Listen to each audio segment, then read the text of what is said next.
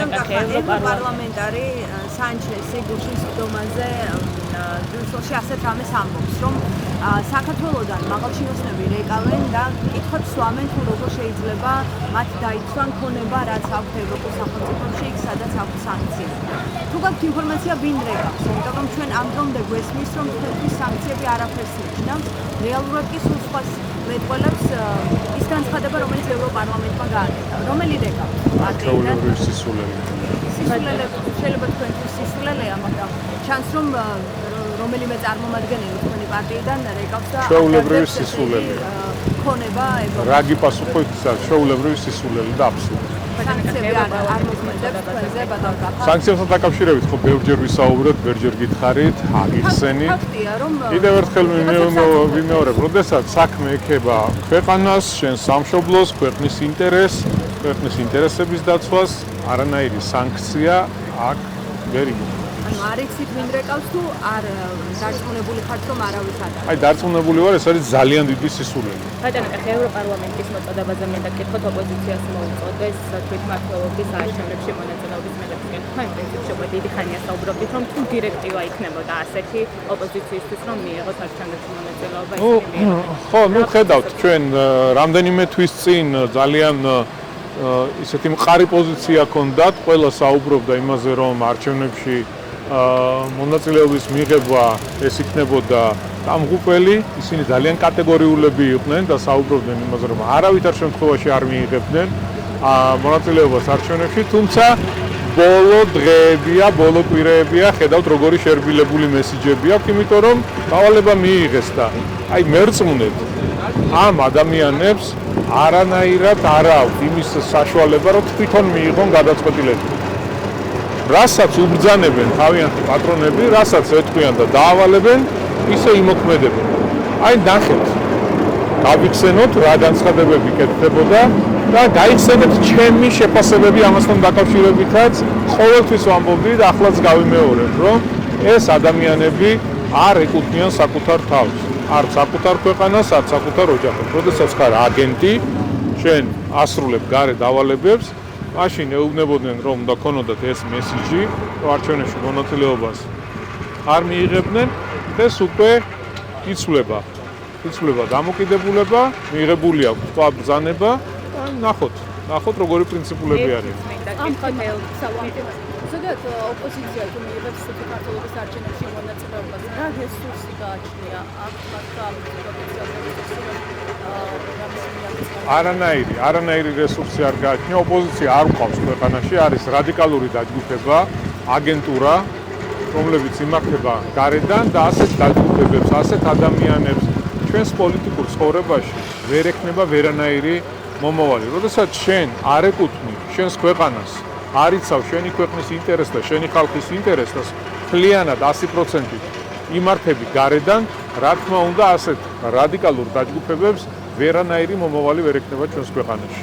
ბატონო, ელჩებთან დაკავშირებითაც მინდა გეკითხოთ. კასთან? ელჩებთან დაკავშირებით თქვენ გუშინაც ისაუბრეთ, რომ ხედავთ კონკრეტულ ქმედებებს ქვეყნის შიდა საქმეებში ჩარევას კონკრეტული ელჩების მხრიდან, რა პროცესები მიმდინარეობს და დიპლომატიური კორპუსის ნაწილის ქმედებები თქვენ. ხო, ნუ რა თქმა უნდა, ეს ყველაფერი ნაწილია იმისა, რასაც ჩვენ ბოლო წლების განმავლობაში ხედავდით რამდენჯერმე სახელმწიფო გადატრიალების მცდელობა, არსებული ხელისუფლების დამხობის მცდელობა. რა თქმა უნდა, ეს ადამიანები ჩვეულებრივ თანამონაწილეები არიან ამ პროცესის.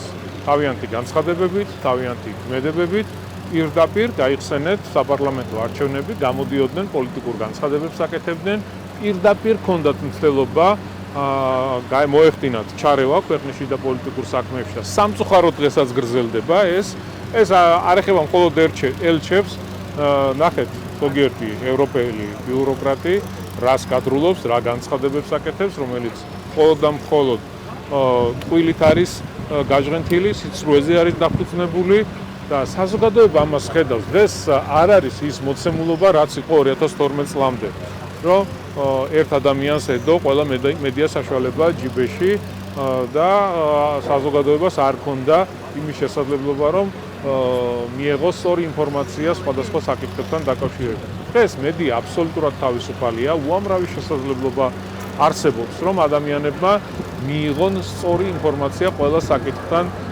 დაკავშირებით. და ეს არის ის რეალობა, რაც სამწუხაროდ არსებობს. მე მაქვს ერთი კითხვა, გუშინ საუბრობთ გაეროში რეზოლუცია რომელსაც ოკუპირებულ ტერიტორიებთან დაკავშირებით. აი ამ განხილვაზე რუსეთის წარმომადგენელი ისთვის რომ დაბლოკილიყო ეს რეზოლუცია, რა თქმა უნდა საუბრობდა საქართველოს და დასავლეთის წინააღმდეგ, თუმცა მან არგუმენტად მოიყვანა თქვენი პოლიცაბჭოს განცხადება. absolut შარშან პოლიცაბჭოს განცხადებით თქვენ ამბობთ, რომ სააკაშვილი დასავლეთის დავალებით მოქმედებდა რუსეთის წინააღმდეგ 2008 წელს. და ეს არის გამოყენებული რუსეთის მიერ მის სასარგებლოდ ჩვენი ქვეყნის საწინააღმდეგ. ბუნებრივია რუსეთი გამოიყენებს ყველაფერს თავის ინტერესებისთვის, მაგრამ თქვენ რატომ აძლევთ არგუმენტს, რომ კიდევ ერთხელ შემოუგდიოს საქართველოს ჩვენივე ხელისუფლების რაც შეეხება 2008 წლის ომს, რა თქმა უნდა, ამას მოყვება შესაბამისი გამოძიება, იმიტომ რომ უამრავი კითხვა არსებობს საზოგადოებაში, უამრავი კითხვა არსებობს იმასთან დაკავშირებით, თუ რა მოხდა და ვის ინტერესში შედიოდა ის, რაც სამწუხაროდ 2008 წელს მივიდა. და რა მოგვიტანა 2008 წლის ომმა?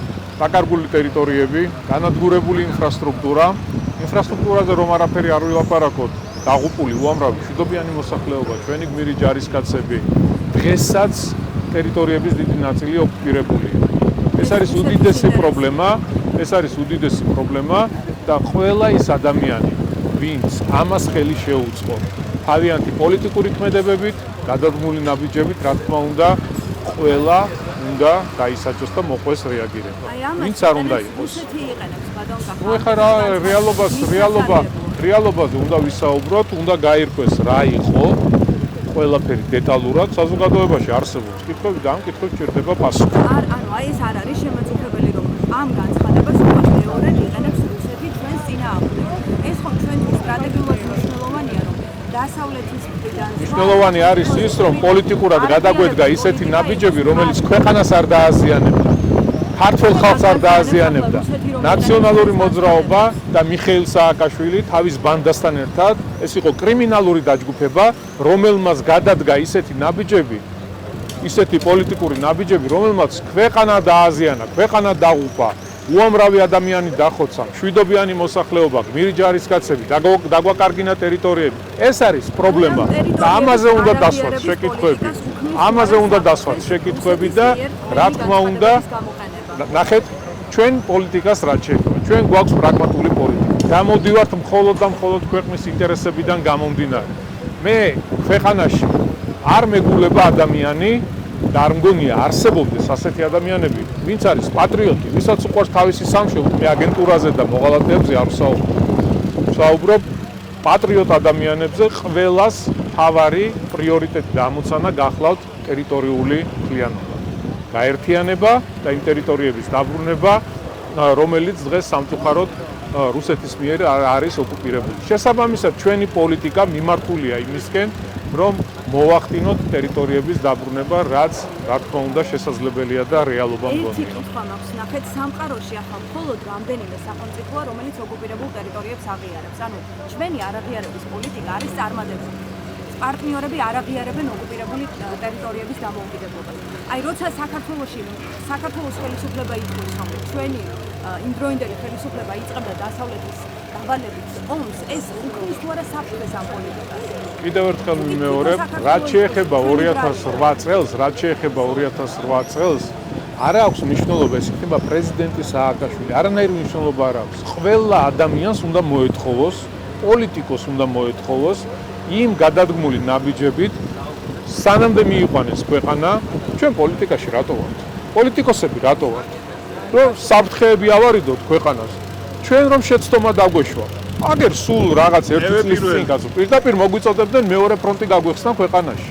პირდაპირ მოგვიწოდებდნენ ომში ჩართულიყავით. პირდაპირ მოგვიწოდებდნენ რეზოლუციები მიიღეს იმასთან დაკავშირებით, რომ სანქციებს არ უერთდება ქვეყანა. და შეცდომა რო დაგვეშვა, აი მე თქვენ გეკითხებით ახლა.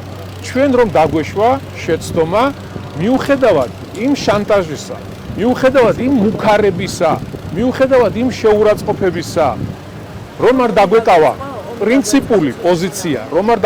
პრინციპული პოზიცია და დაგვეშვა შეცდომა. ქვეყანაში გაგვეხსნა მეორე ფრონტი, ქვეყანა მიერთებოდა სანქციებს, დღეს რა მდგომარეობაში ვიქნებოდა. თქვენ როგორ ფიქრობთ? მე და თქვენ დღეს აქ ვიდგებოდით და ვისაუბრებდით ინფრასტრუქტურულ პროექტებზე და მნიშვნელოვან პროექტებზე. აი ეს არის რეალობა და რეალობას გავუსწორებთ თვალი. უკვე მეორე პირველი ახალი ერთის განიშნის შემთხვევაში ხო არ არის უსუათი რომ უკვე უფრო არჩევდება გადადგომის პოლიტიკა. ხო, ნუ ელჩის წასვლაც რაღაც ცოტა საოცარი წასვლა იყო. რა თქმა უნდა, ბევრი კითხვა არსებობს მის ამ გორ წასვლასთან დაკავშირებით. რაც შეეხება ურთიერთობებს, საქართველოს ხელისუფლება მზად არის მოხდეს ურთიერთობების გადატვირთვა. ახალი ფურცლიდან დავიწყოთ ურთიერთობები. ჩვენთვის არა მხოლოდ პარტნიორობა, სტრატეგიული პარტნიორობა არის მნიშვნელოვანი ამერიკის შეერთებულ შტატებთან, მეგობრობა და ეს რა თქმა უნდა ორივე ქვეყნის ინტერესებს უნდა მოიცავდეს და ორმხრივი უნდა იყოს ეს ყველაფერი. თუმცა ამ პროცესში კიდევ ერთხელ ვიმეორებ, არსებობდნენ ადამიანები, ვინც ამ ყველაფერს ხელს უშლიდა და ყველაფერს აკეთებდნენ იმისთვის, რომ არასწორი ინფორმაციები მიეწოდებინათ ადმინისტრაციისთვის, თეთრზე პირდაპირ შავს ამბობდნენ, თუმცა მე დარწმუნებული ვარ, რადიკალურად შეიცვლება ყველაფერი. პრეზიდენტ ტრამპს აქვს მნიშვნელოვანი პრიორიტეტები დასახული მიზნად, ომის დამთავრება, Deep State-ის დამარცხება, ჩვენ ამას მხოლოდ და მხოლოდ მივესალმებით და გულშემატკივრობთ პრეზიდენტ ტრამპს. მადლობა.